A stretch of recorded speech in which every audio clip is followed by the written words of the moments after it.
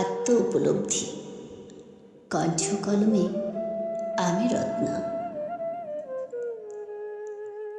আমার একটা ছোট্ট জীবন, কিন্তু এই জীবনের না পাওয়ার গল্প বেশ লম্বা। সুখের বসন্ত আসি আসি করে আমার দরজা থেকে মুখ ঘুরিয়ে চলে গেছে বহুবার।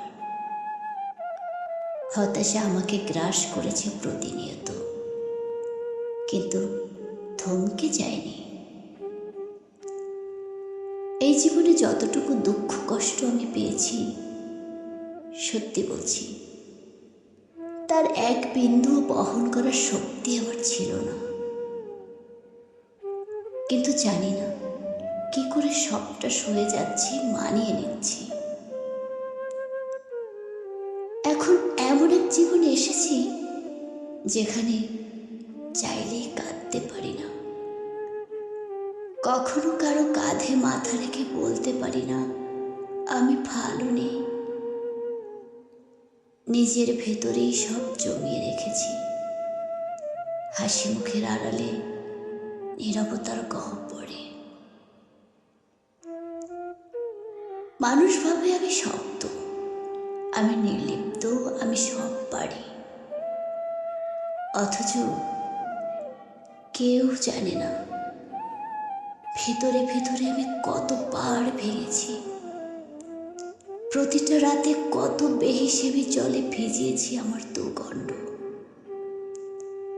চোখের জল দিয়ে গোপনে যুদ্ধ চালিয়ে গেছি নিজের সাথে। তা একমাত্র আমি ছাড়া কেউ জানে না। প্রতিবার ভাঙতে ভাঙতে কাচের টুকরোর মতো ক্ষত বিক্ষত হয়েছি আমি।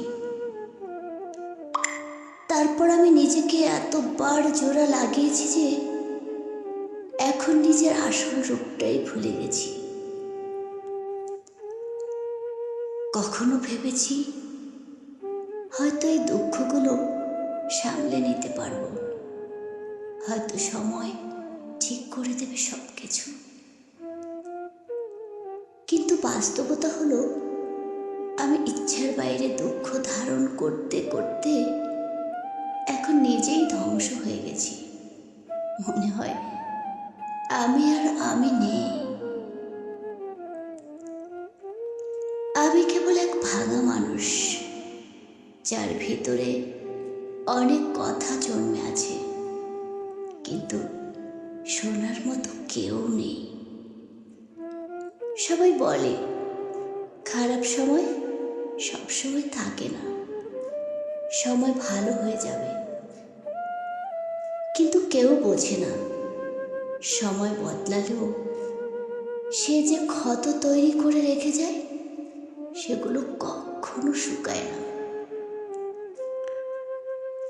আমি এখন কেবল একটু নীরবতা খুঁজি, মুখে হাসি, চোখে অশ্রু, হৃদয়ে ব্যথা, সামনে ঘোর অন্ধকার। আর এত সবের বোঝা নিয়ে প্রতিদিন বেঁচে থাকার অভিনয় করে যাই। জানি না এর শেষ কোথায়। সত্যিটা হলো আমি নিঃশেষ হয়ে গেছি, ধ্বংস হয়ে গেছি। তবু মুখে বলি ভালো আছি। ধন্যবাদ সবাইকে।